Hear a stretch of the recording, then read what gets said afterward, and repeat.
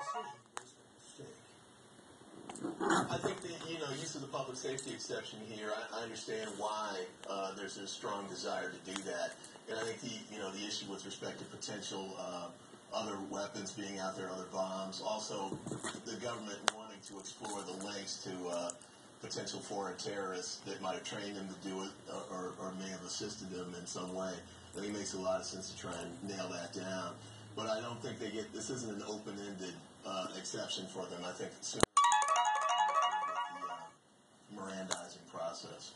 Well, prosecutors say they have a couple of options in this case, and they can either wait for Zanias to recover to take him to federal court or request a federal judge to charge him in his hospital bed. The most serious charges available, though, would be the use of a weapon for mass destruction to kill people. Well, the extraordinary progress in this investigation has been attributed in wide part to surveillance. They captured the events of this past Monday in both still photos and in video. And as Fox 5's Beth Parker reports, they played a major role in helping police bring their manhunt to a close. Now, from this spot where I'm standing in DuPont Circle, I can see a surveillance camera over there beyond the tree, just on top of the pole. Then, right over here at the ATM, 2 more surveillance cameras. Then over there on the car, another camera mounted on top of the light pole. Big cities are blanketed with surveillance cameras these days. Many think it's an invasion of privacy, but there is no doubt it's had a dramatic impact on the investigation in Boston. I think that this comes with the territory. That's life in the U.S. after 9/11. Nancy Lavine is the director of the Justice Policy Center at the Urban Institute. With help from a federal grant, she and her colleagues have studied the use of surveillance cameras for crime control and prevention. It's a whole new world when it comes to investigation.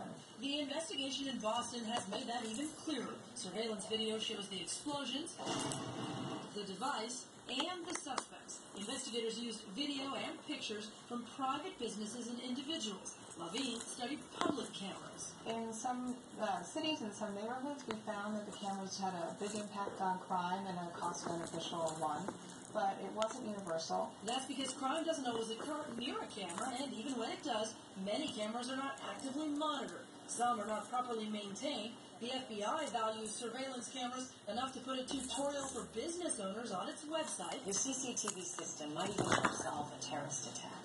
That is, if it's up to the task. Lavine says, yes, some cameras and systems are not up to the task. One big exception is Baltimore City. Their downtown area is virtually saturated with cameras, and they have a central monitoring location that's operated pretty much 24/7. And they've been very successful in using the cameras to intervene in crimes in progress, using them for investigative purposes. And that's where we saw one of our biggest impacts in crime reduction. Whether it's crime prevention or cracking cases after the fact, more and more these days, somebody's watching. In Washington, Beth Parker, Fox 5 News. And we also want to let you know tonight that if you would like to help the victims of the Boston Marathon bombings,